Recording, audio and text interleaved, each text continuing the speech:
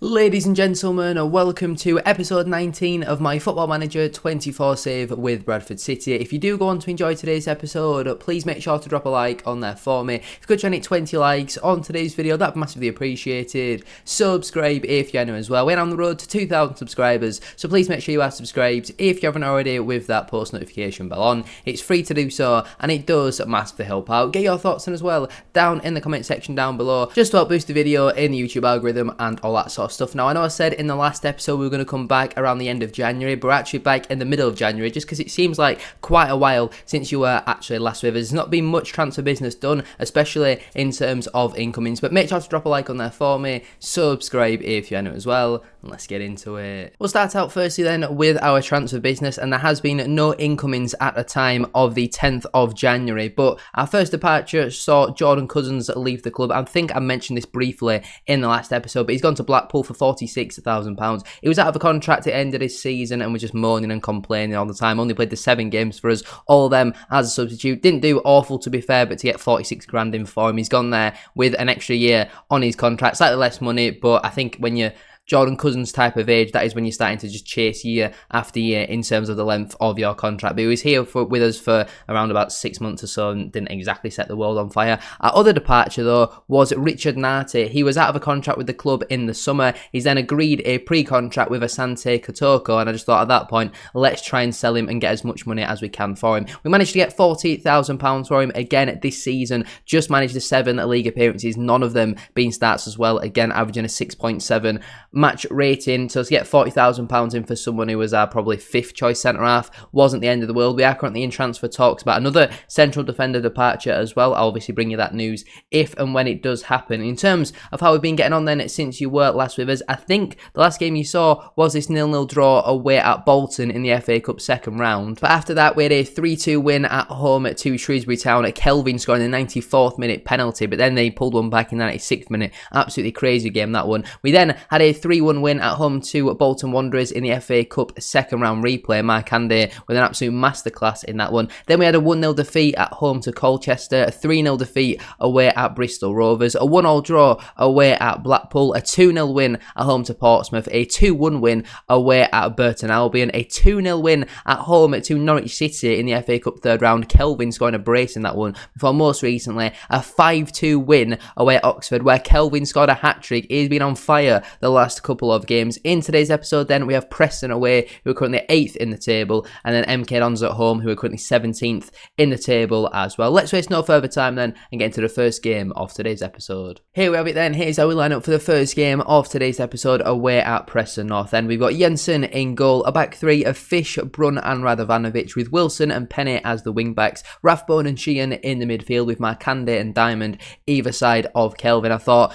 considering his recent form, we have to start him once again. Beasley's recent form hasn't been amazing, although over the full season Beasley has been slightly better than Kelvin. Let's get into the first game then of today's episode away at Preston. It's going to be a tough game, but we're coming off the back of some really good form, beating a very well established championship side in Norwich City in the FA Cup and then putting 5 goals past Oxford United. I don't see any reason why we can't come here with a load of confidence. Obviously Liam Lindsay, former Preston man, on the bench for us today. I've just seen there they've got Victor Johansson in goal. They're actually 2nd in the form table and we're only 5th, so it is going to be a very tough game. A point here wouldn't be the end of the world. I think at the moment we're 9 points off the playoffs and 12 above the relegation drop zone. We're 14th in the table, kind of where we expected to be, in all honesty, at the start of the campaign. Not really too much to play for at the moment, but if we can push on and try and finish in the top half, that would obviously be absolutely brilliant. But I think to do that we are going to need a bit of transfer movement to happen in this window, but still plenty of time left for us to go and do that, as Kelvin picks up the ball here, driving forward, but he goes back into Rathbone, into Sheehan, our playmaker, out wide into Wilson. He can certainly whip a ball in, and he does, looking for Kelvin, and he's on the end of it once again. I'm not too sure where Kelvin's form has come from, but Kelvin is absolutely flying. I would love to be able to pronounce his last name. If someone can let me know down in the comment section down below, that'd honestly be absolutely brilliant, because I feel bad just calling him Kelvin, because recently he deserves to be called his full name. At the start of the season, he was just a panic signing because Emil Rees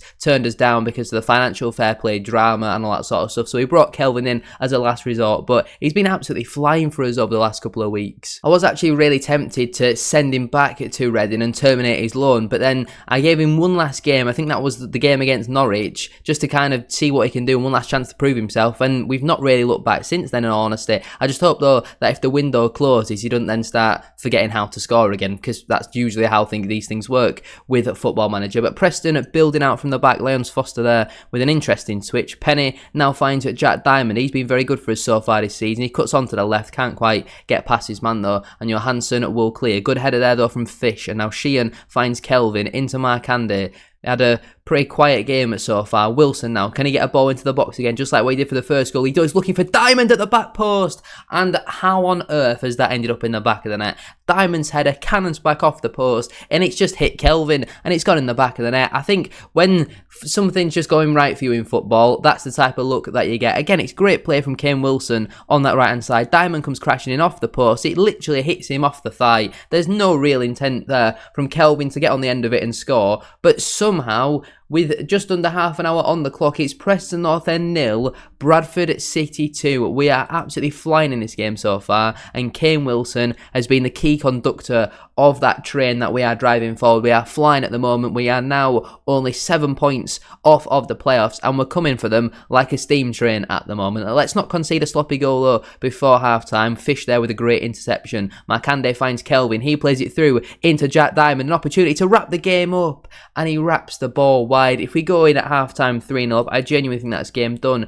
He's unfortunately not been able to convert. It is still 2-0. It's a good scoreline to be ahead at half-time. We do have a couple tired plays, but you're doing brilliantly. Keep going. Why am I going to want to make changes when this team is clearly working at this moment in time? They've made a double change at the break, 2 defensive changes as well. The right back and centre back both coming off. Our goalkeeper's got a neck strain. That's not particularly ideal, but I don't think it is the end of the world. And with an hour now on the clock, we are going to look to make our first substitutions of the game. Koulibaly is going to come on for Sheehan in at that midfield, and we're also going to bring off Markande for Bobby Poynton. Markande's not really had much of an impact on this game. There's rumours at the moment Poynton might be going to Notts County in real life, but I don't really think they're too much to look into, in all honesty. It seems like he just posted a picture with Matty Platt, and the fan base, as always, are massively overreacting to it, but that would obviously not be great news. Kelvin's had a great game, but Beasley is now going to come on and lead the line for us. Lindsay is also going to come on for Fish, as he has picked up a yellow card. We'll put Brunt over onto that right side. 20 minutes to go then, still 2-0 to the Bantams. It has been a pretty comfortable game so far. Preston have not really threatened our goal, but I don't want to jinx it, as Beasley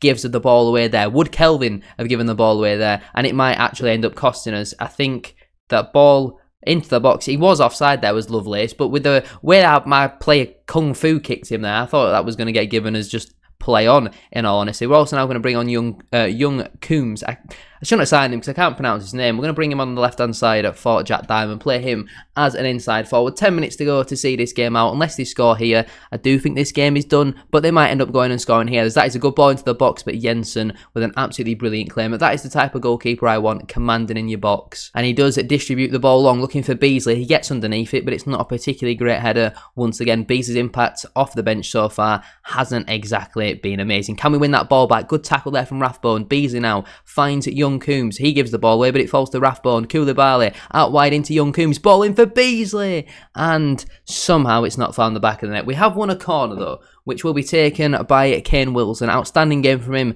so far. Ball into the box. Doesn't beat the first man, unfortunately. It falls as far as Bobby Poynton into Wilson. Ball across. He's cleared away by Potts, and that will be the end of the highlights. 5 minutes left on the clock. Let's give them one final piece of praise as well. A brilliant start to today's episode. We are going to come home with the 3 points. Peterborough have beaten Leyton Orient 6-1. Romney Critchlow has just scored in that one. Peterborough not even in the top 6. I don't think their Penny has hurled that ball down the line, but lucky at right back is able to intercept that one. And now Leons Foster looking to build out from the back. Surely he's offside there, and it looks like we have given a penalty away. We're nearly 2 minutes over, there's 6 added on. Why on earth are we still playing here? We are 2.5 minutes over, 6 added on. Best steps up for the penalty. He goes the same way that Jensen goes, and it's saved. Best now to take this corner, comes into the box towards the back post, claimed by Jensen, and that should hopefully be the end of this game. A 2-0, job done, penalty save, clean sheet away from home against a playoff contender. I will take that every day of the week. Kelvin with another brace, a win and a good performance. That'll certainly do for me. An absolutely brilliant start to today's episode. We are now 6 points off the playoffs. I've seen stranger things happen. We are going to see a transfer departure here. I mentioned it briefly at the start of today's episode. Lewis Freestone will be joining Barnsley on a permanent transfer. Hasn't really played much for us this season, and I think just to get his 1,400 quid a week wages off the wage bill, he's still got another 18 months left on his contract. It just kind of makes sense really for all parties. Played quite a lot for us in the second half of last season to help us get over the line and get promoted. We signed him for £60,000. We're selling him for £85,000. To have him for around about a year and make a profit on him, I think that is good business. Only played the 3 times for us so far this season in the league, and all 3 of them were substitute appearances. So to make a profit on a player who's barely playing, simply it makes sense. He's a good player for League 2 standard. I'm not too sure what league at Barnsley are in all honesty. You would assume probably League 1. If we have a look at Barnsley, yeah, they're 15th in League 1, so they are below us in the table. Freestone has gone there on a less length contract, but he's also gone there on less wages, so fair play to him. He's taken a pay cut and also less security for his family, but we've made a profit on him, so in all honesty, it's good news. I wish him all the best to look at Barnsley, but to make 25k profit on him simply just made sense. I think what we're now going to do as well is, instead of going out and signing another centre-half, I think what we're going to do, we're going to recall Jack Kingdon, because he's 2.5-star current ability, so was Freestone, so was Nate, but he's on 250 quid a week. At League 2 level, he's done quite well with Mansfield at 6.98 average rating. He's improved on his 6.79 average rating from the Vanarama National League. He's going to come in and be our 5th choice centre-half, but at 6'2", he's improving massively. I'm happy to bring him back to the football club, and I guess that will be kind of like a new signing for us. Here we have it then. Here's how we line up for the second game of today's episode at home to MK Dons. We've got Jensen in goal, a back 3 of Fish, Brun and Lindsay, with Wilson and Ogbeta as the wing-backs, Rathbone and Koulibaly in the midfield with Markande and Diamond either side of Kelvin once more. Fingers crossed Kelvin can get on the score sheet once again. I'm actually going to make one final change here and put Bakinson on the bench instead of Radovanovic. So we're going to go with that centre-back on the bench in this game, which seems strange after I've just recalled one. But I'm confident going into this game against MK Dons that we're going to be able to get the job done. We're on some really good form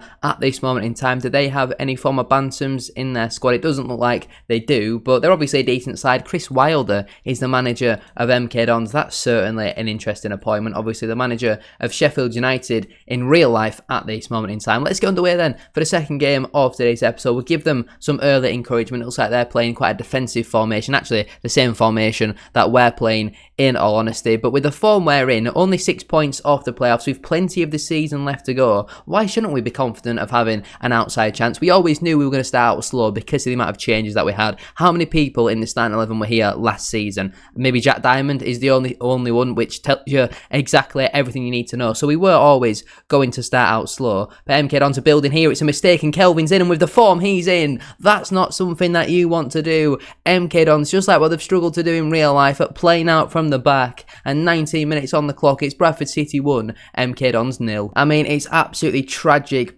football there. I'm not too sure what Williams is doing, but with the form Kelvin is in, he is going to gobble that one up every day of the week. His 10th goal of the season. We take the lead in front of 17,272 fans, but now MK Dons have a free kick in quite a dangerous area. MJ Williams will take the number 13 for MK Dons. He strikes, and to be fair, that is not a million miles away. I'm assuming it's MJ Williams. I could be wrong. He's obviously been there in real life since last summer. Robson now on the ball, finds Randall Williams, good interception there from Markande, and now Brun finds Lindsay. Back in the starting 11 for this one with Radovanovic being slightly tired. What can he do here? He looks like he's actually the captain as well in this one. Koulibaly now finds Kelvin, a little bit of time for him here to pick a pass, and he finds Wilson. That is a horrible first touch though, and now MK Dons get the ball back pretty easily. Can we try and win this back? Good interception there from Lewis Brun. He goes out wide into Wilson. We know about his end product recently. Koulibaly now balling, looking for Diamond at the back post, and Jack Diamond comes crashing in to make it 2-0. He has had an unbelievable season. He was terrible for us last season in League 2.